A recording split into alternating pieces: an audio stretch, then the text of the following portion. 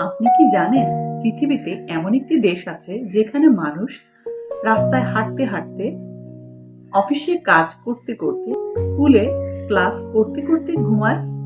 হ্যাঁ, ব্যাপারটি শুনতে খুব অদ্ভুত লাগছে না? চলুন আজকে আমরা এই মজার ব্যাপারটাকে জেনে ফেলি। আর এই মজার সংস্কৃতির নাম ইনিমুরি। এটা জাপানের খুব খুব মজার ও আলাদা সংস্কৃতি। খুব কাজের, বলতে পারেন মজার ও আলাদা একটি সংস্কৃতি। জাপানে এটা অফিসে, স্কুলে, ট্রেনে, বাসে, যে যেখানেই থাকুক করে নিতে পারে, অর্থাৎ চোখ বন্ধ করে কিছুক্ষণের জন্য বিশ্রাম নিতে পারে।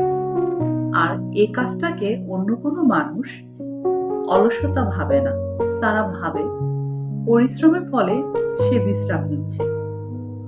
বরং অন্য মানুষরা ভাবে যে লোকটি অনেক পরিশ্রমের ফলে ক্লান্ত, তাই তো সে ইনিমুরিতে চলে গিয়েছে, অর্থাৎ বিশ্রাম নিচ্ছে।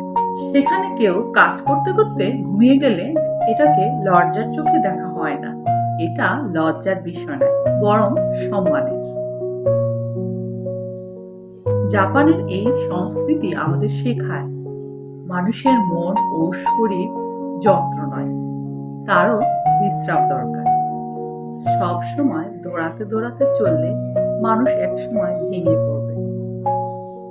এই ইনিমুরি আমাদের শেখায় কাজের মধ্যে কিছুক্ষণের জন্য বিশ্রাম, রিফ্রেশমেন্টের ব্যবস্থা।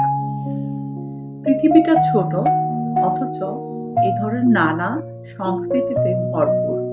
আর জাপানের এই ইনিমুরি সংস্কৃতি একটু আলাদা। কি বলে? আচ্ছা বন্ধুরা, বলুন তো, বাংলাদেশে এই ইনিমুরি প্রথা চালু হলে কেমন হবে? কমেন্টে জানাতে ভুলবেন না। আজ এখানেই শেষ করছি। চলে আসবো নতুন দিনে নতুন কোনো টপিকে। সে পর্যন্ত ভালো থাকুন। Bye bye.